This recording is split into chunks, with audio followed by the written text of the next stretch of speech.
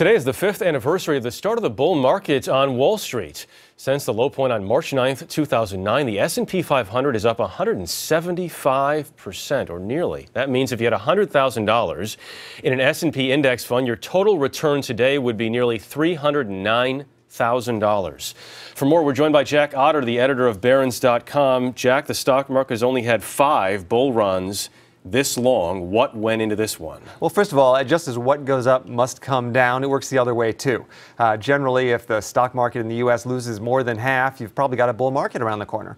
But the federal government was leaving nothing to chance. First of all, there is the stimulus program. More importantly, the Federal Reserve buying trillions of dollars worth of bonds and keeping interest rates at rock bottom level. In fact, the economy in the U.S. may not seem so great to a lot of people, but we're doing a lot better here than they are in Europe or Japan. The danger is that we might be on a sugar high. Typically, on average, we have a correction, which is a drop back of 10% or more every 161 days. It's now been more than 600 days. What does that tell you? Well, it certainly sounds like a correction might be overdue. The interesting thing in this bull market run is that for the first 4 years, as stocks were going up, individual investors continued to sell. They pulled $380 billion out of mutual funds and didn't start getting back in until 2013. So the danger here is that should we have a correction, those latecomers to the market could end up selling at a loss. So once again, buying high, selling low.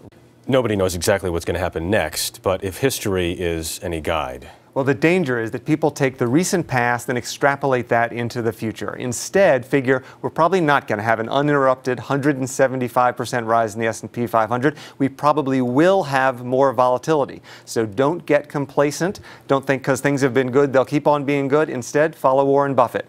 Buy fear, sell greed. Jack Otter, thank you very much. Pleasure.